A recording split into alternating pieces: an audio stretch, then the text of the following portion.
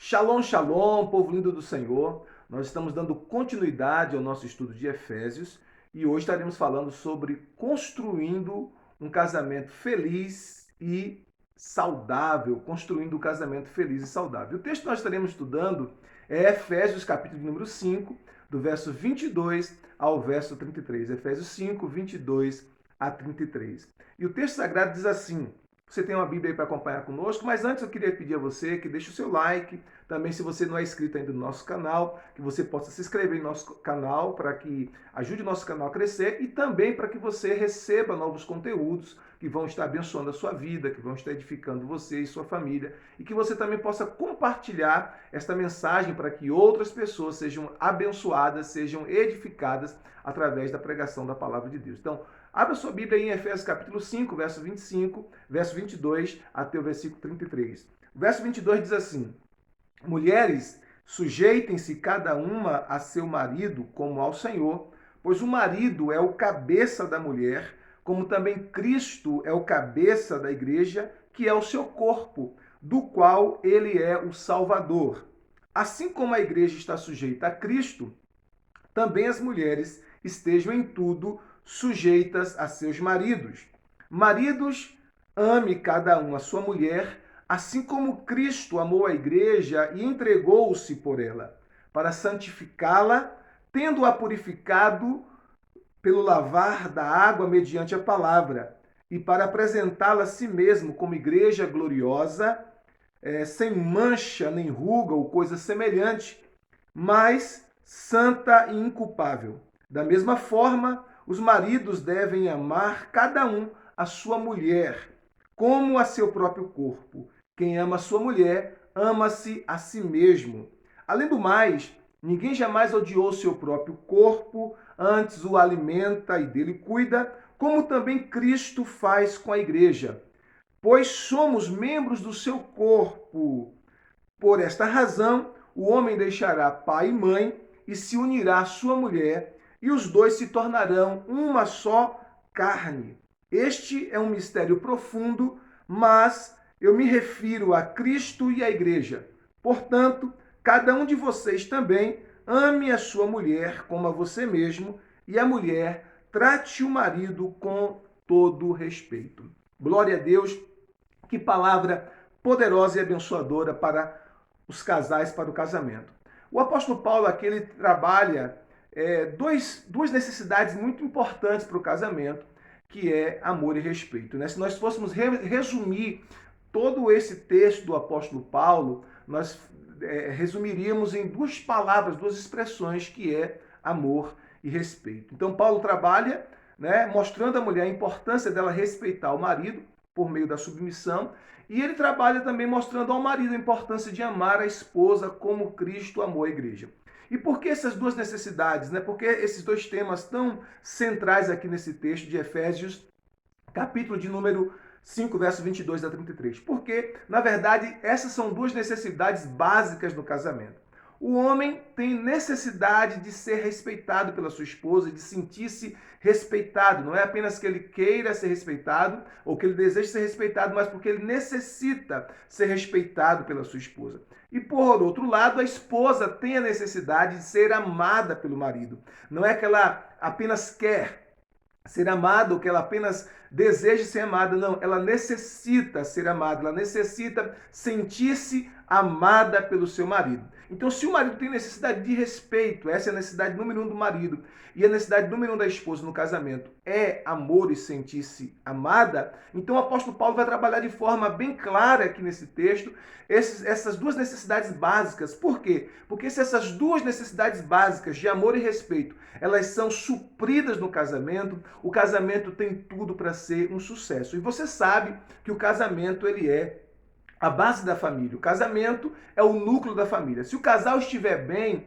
é muito provável que a família como um todo estará bem. E ainda que os filhos enfrentem ou estejam enfrentando dificuldades e problemas, mas se o casal, como coluna, como alicerce para toda a família, estão bem, estão alicerçados na palavra, estão vivendo um casamento saudável, feliz, abençoado, um casamento à altura do padrão que Deus estabeleceu para o casal, é claro que eles vão conseguir, com a graça de Deus, ajustar os seus filhos, né? Trazer os seus filhos para o propósito. Então isso é muito possível, por quê? Porque eles estão vivendo o padrão de Deus para o casamento. Então aqui o apóstolo Paulo trabalha essas duas necessidades fundamentais, amor e respeito. E ele começa então falando para a esposa sobre a necessidade dela respeitar o marido, quando ele diz assim: mulheres, sejam submissas ao seu próprio marido como ao Senhor. Importante que a Bíblia não fala que a mulher é submissa ao homem, não é que o gênero feminino é submisso ao gênero masculino, não é isso. O texto está dizendo que a mulher, ela é submissa, ela deve ser submissa ao seu próprio marido, né? Não a qualquer homem, mas ao seu próprio marido.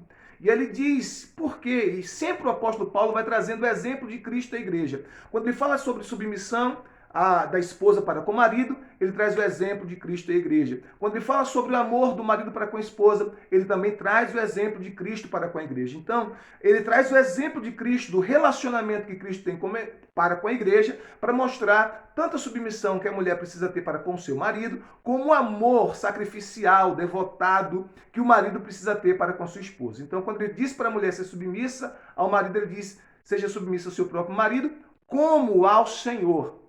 E ele diz, por quê? Porque o marido é o cabeça da mulher, como Cristo é o cabeça da igreja, sendo ele próprio o salvador do corpo. O que significa ser o cabeça?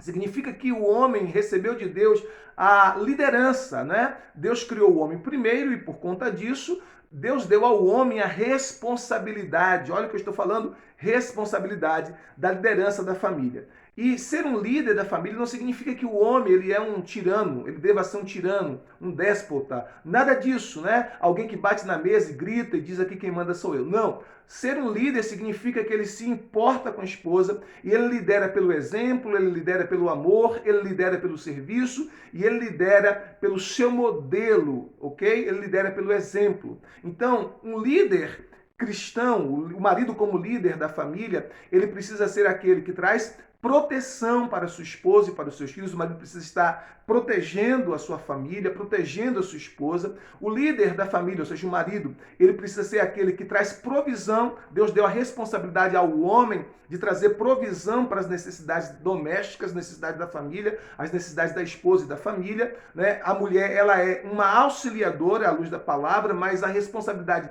número 1 de trazer a provisão para a casa é do homem. E o texto também diz que o homem, como líder da família, a Bíblia nos mostra isso, que ele precisa ser aquele que promove, né? O marido tem que ser aquele que promove a sua esposa, que promove a sua família, promover os sonhos, promover, né, a esperança da esposa, fazer a esposa crescer. Então, a convivência com o marido cristão precisa fazer a esposa crescer. Então, o líder, ele tem essa responsabilidade de proteger, de prover e de promover a família. Então, ele é o cabeça, nesse sentido que Deus deu a ele a responsabilidade de liderança da casa. Eu costumo dizer uma coisa que eu aprendi com o meu pastor, o apóstolo Joselito, que Deus deu ao marido o volante da família. Então, o marido tem a responsabilidade de conduzir, de dirigir a família. Ele é chamado na Bíblia do sacerdote do lar. O marido, ele é o sacerdote do lar. Por isso a Bíblia diz que ele é o cabeça. E aí a esposa precisa, então, entender essa liderança do marido e ela precisa apoiar o seu marido na liderança que Deus deu a ele, né? Nessa missão de liderar. Então ela está ao lado do marido para auxiliá-lo, ela está ao lado do marido para apoiá-lo, ela está ao lado do marido para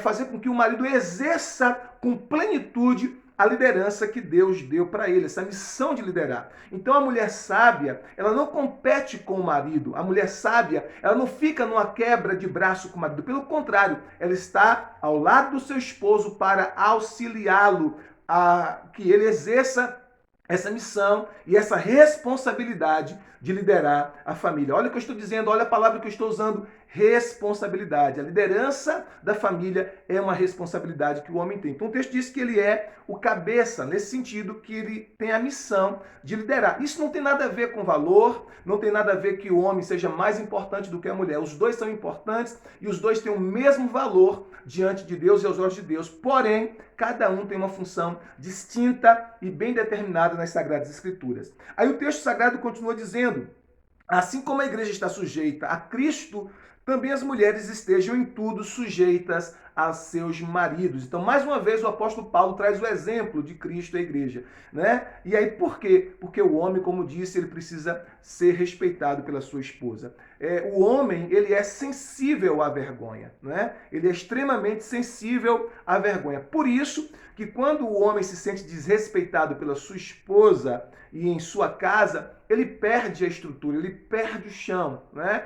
Por quê? Porque ele necessita de respeito e ele é extremamente sensível à vergonha. Então a mulher precisa ser sábia para não promover vergonha no seu marido, ok? Porque o homem ele tem a tendência de evitar qualquer situação ou pessoa que evoque dentro dele esse sentimento de vergonha. E se essa pessoa for a própria esposa, se a esposa tem atitudes que deixam o homem envergonhado, o que vai acontecer? Consciente ou inconscientemente, ele pode evitar a esposa. Então, muitas vezes, o marido está evitando a esposa porque, de alguma forma, com algum comportamento, ela está evocando no seu marido algum sentimento de vergonha. Então, o homem é sensível à vergonha, por isso a esposa precisa saber respeitar o seu marido. Ok? Aí agora a Bíblia vai falar sobre o marido.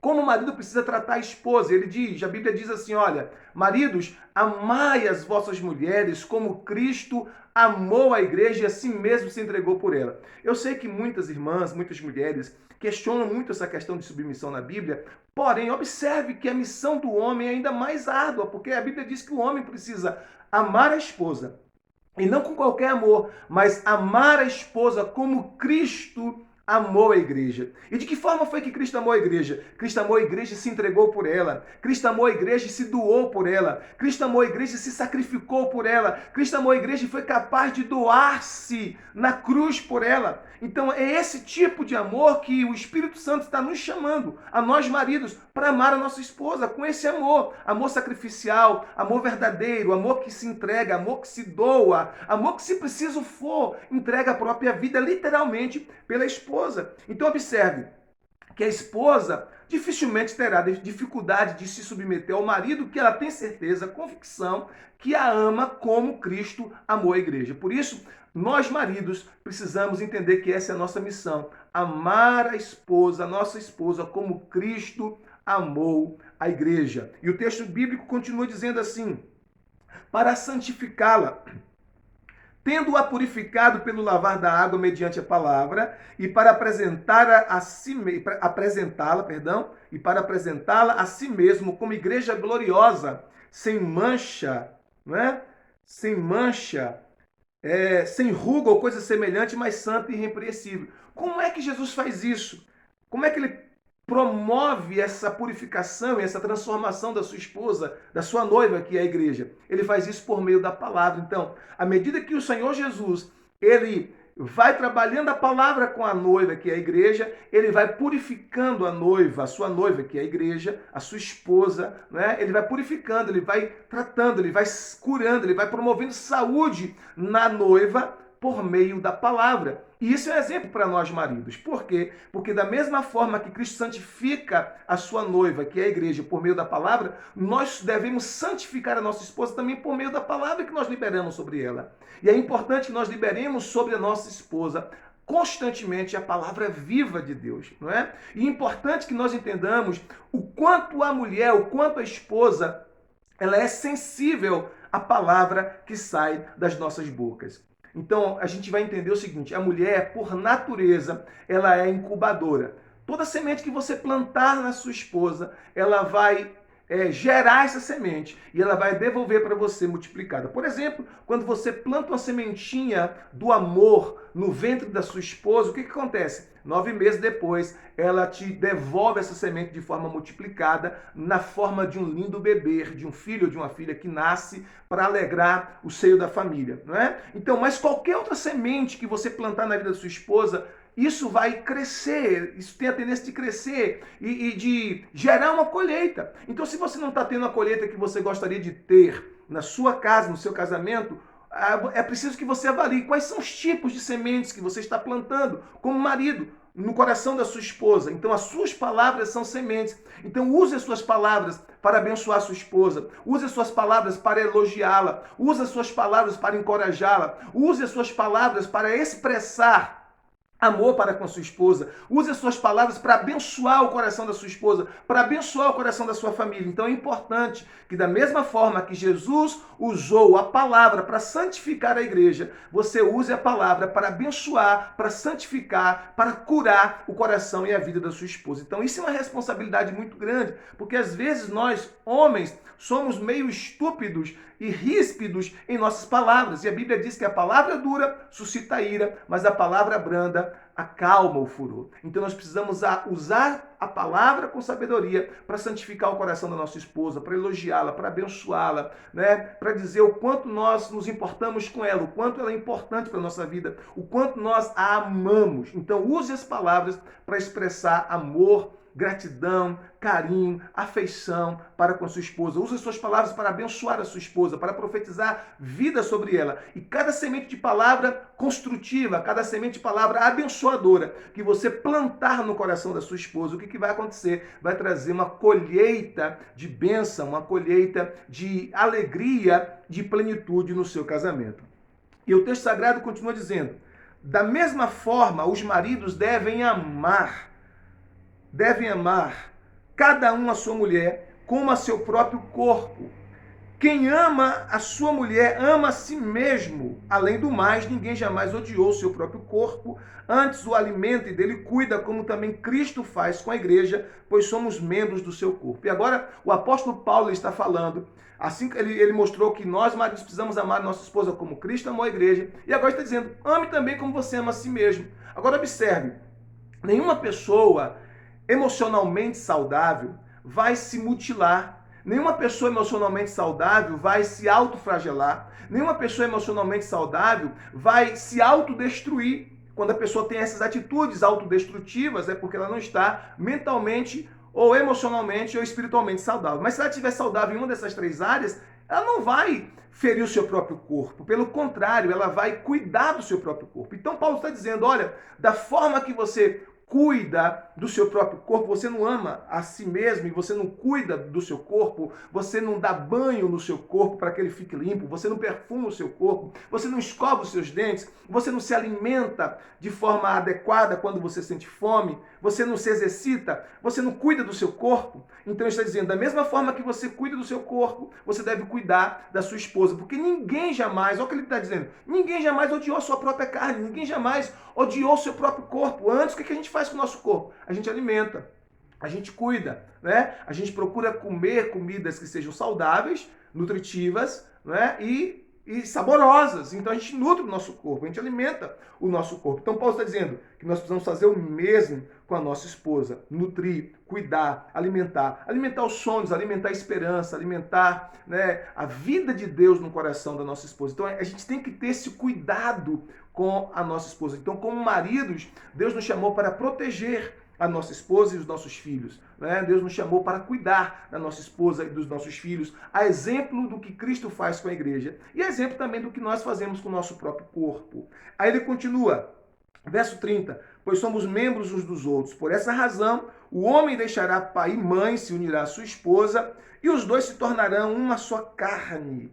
Esse mistério profundo refiro-me, porém, a Cristo e a igreja. Então agora Paulo está dizendo, olha, o homem, ele deixa pai e mãe e ele se une à sua mulher, para que os dois se tornem uma só carne. Então quando você casa, exige-se um desligamento dos seus pais. Não um desligamento simplesmente geográfico, né? Mas um desligamento no sentido de que agora a prioridade do seu casamento, a prioridade dos seus relacionamentos, perdão, é o seu cônjuge, é a sua esposa, é o seu marido, né? Então há esse desligamento do cordão umbilical com os pais. E você vai para a sua própria casa construir a sua própria família e você se torna uma só carne. Isso fala de unidade, mas tornar-se uma só carne também fala da intimidade sexual no casamento, ok? Então, todo casal cristão, todo casal que casou à luz da palavra de Deus, debaixo da bênção do Senhor, precisa manter com frequência a intimidade no casamento. Para quê? Para que o casamento possa ser saudável. Essa é uma área muito importante que protege o casamento, que blinda o casamento contra possíveis relações extraconjugais. Então, nenhum cônjuge, como diz a Bíblia lá em 1 Coríntios, capítulo 7, a partir do verso 4 ao verso 5, nenhum cônjuge tem o direito de privar o outro da intimidade sexual no casamento. Então é importante que nós entendamos isso, né? 1 Coríntios 7, do verso 3 ao verso 5, é bem claro, você pode ler esse texto depois, sobre a importância de que cada cônjuge dê a devida benevolência ao outro. Isso está falando sobre realmente a intimidade. Então, cada cônjuge precisa cuidar dessa área no seu casamento. Então, tornar-se uma só carne também tem a ver com isso. Por que a gente sabe que tem a ver com a intimidade sexual no casamento, ou tornar-se uma só carne? Porque Paulo também diz que quando alguém se une com uma prostituta, com uma meretriz, esta pessoa se torna uma só carne com ela, né? O apóstolo Paulo diz isso também. Então, o envolvimento íntimo, né, carnal, faz com que uma pessoa se torne uma só carne com outra. Mas aí o que a Bíblia está dizendo? Você está casado com esta pessoa amada, quando você tem intimidade com esta pessoa, né, o seu marido, sua esposa, você está construindo uma só carne, né? É nesse momento, é nessa expressão de intimidade que você se torna uma só carne com seu marido, com sua esposa. E aí ele continua. Esse mistério profundo refiro-me, porém, a Cristo e à igreja. Por quê? Porque Paulo está usando a relação conjugal. Olha como é lindo isso. Deus tem em tão alta estima a relação conjugal, marido e mulher, não é? A relação marido e mulher, que ele usa como exemplo da relação que Cristo tem com a sua noiva e da relação que Deus tem com o povo de Israel. Então observe que no Antigo Testamento Deus diz para o povo de Israel que ele é o marido daquele povo e que aquele povo é como a sua esposa. E quando o povo de Israel cometia qualquer tipo de apostasia espiritual, Deus chamava isso de adultério, Deus chamava isso de infidelidade. É claro que isso está usando uma linguagem metafórica, né? Por quê? Porque Deus tinha uma relação com o seu povo, uma relação de amor com o seu povo. Agora, no Novo Testamento, Cristo é o cabeça, Cristo, ele é o noivo, a igreja é a noiva e a igreja vai se casar com Cristo. E aí a Bíblia também mostra essa relação, né, de Cristo com a igreja como exemplo da relação que o marido tem com a sua esposa e vice-versa. Então é muito lindo isso, porque o casamento é a relação que exemplifica o relacionamento que Deus com o seu povo. Olha que coisa linda! O seu casamento é um testemunho, é um evangelismo, é uma proclamação de como Deus se relaciona com o seu povo. Por isso que nós como cônjuges, nós como marido e mulher, temos a responsabilidade diante de Deus de viver um casamento à luz daquilo que Deus quer, à luz do padrão de Deus. Por quê? Porque o nosso casamento está testemunhando constantemente a relação que Cristo tem com a sua noiva, com a sua igreja. Então é por isso que nós precisamos ser fiéis no nosso casamento, ser sábios no nosso casamento, ser prudentes no nosso casamento, para viver aquilo que a palavra de Deus ensina para o nosso casamento. E aí ele conclui, na verdade, no verso 33, fazendo um grande resumo de tudo aquilo que ele falou nos versículos anteriores, né, do versículo 22 até o versículo 32. Então, agora no verso 33, ele faz um resumão, ele faz um resumo, né, do que ele falou, que é justamente a necessidade de amor e respeito que precisa ser suprida no casamento. E ele diz assim, verso 33, portanto, cada um de vocês também ame a sua esposa como a você mesmo. Então, ó, o marido ame a esposa como a si mesmo e a mulher trate o marido com todo respeito. Verso 33. Olha o que ele diz, vou ler de novo. Portanto, cada um de vocês também ame a sua mulher como a você mesmo e a mulher trate o marido com todo respeito. Por que ele está falando isso? Aqui nós temos o resumo, né? Qual o resumo? O que ele falou sobre respeito, que a mulher precisa respeitar, ele fala isso através da submissão. Ele fala sobre amor, que o marido precisa amar a esposa como Cristo a igreja. E agora ele faz esse resumo. Marido, ame a sua esposa como você ama você mesmo. Mulher, trate o seu marido com todo respeito, trate o seu marido, como diz algumas versões, com toda reverência. Ok? Então ele está mostrando que essas são as duas necessidades, amor e respeito. A mulher tem necessidade de ser amada e sentir-se amada, o homem tem necessidade de ser respeitado e sentir-se respeitado. Se essas duas necessidades fundamentais, essenciais e básicas forem supridas no casamento, o casamento tem tudo para crescer de modo saudável, de modo abençoado, de modo duradouro. Eu quero declarar a bênção de Deus sobre o seu casamento e quero orar agora pelo seu casamento. Quero clamar a Deus pelo seu casamento. Então, se você puder, ore comigo agora pelo seu casamento. Pai, nós queremos clamar por este casal e eu te peço em nome de Jesus que este casal possa viver toda a expressão daquilo que o Senhor tem sonhado para eles, Pai. Eu oro para que toda ação do inimigo contra este casamento possa cair por terra. Em nome de Jesus Cristo e para a glória do Senhor. Oro para que este casal seja blindado, Senhor. O casamento dele seja blindado contra toda infidelidade conjugal, todas as tentações externas e internas. E que este casal viva bem para a tua glória. Que marido e mulher possam amar-se e respeitar-se mutuamente e viver esses princípios da tua palavra, Senhor, para que o casamento dele seja construído sobre a rocha inabalável, que é Cristo Jesus e a sua palavra. Que nenhuma tempestade, nenhum vendaval, nenhuma barreira venha destruir este casamento, venha derrubar esta família, mas que essa casa esteja de pé sobre a rocha. E depois que toda a tempestade passar, eles permaneçam firmes e inabaláveis. Nós abençoamos este casamento, abençoamos este casal e abençoamos os filhos que eles têm, caso os tenha. Abençoamos esses filhos como fruto do amor deste casal. Nós os abençoamos e te pedimos, Senhor, ajude-os a viver à luz daquilo que o Senhor tem sonhado para a vida deles. Assim nós oramos para a tua glória. Amém, amém, amém. Que Deus abençoe o seu casamento, que Deus abençoe a sua família. Se você foi edificado com esta palavra, gostaria de pedir a você, deixe o seu like. Também compartilhe essa mensagem para que outras pessoas possam ouvir, serem abençoadas. Também deixe o seu pedido de oração aí. Se você quer fazer uma oração, um pedido de oração, deixe o seu pedido de oração nos nossos comentários e nós teremos o prazer de estar orando por você. Deus abençoe. Shalom, shalom. Graça e paz.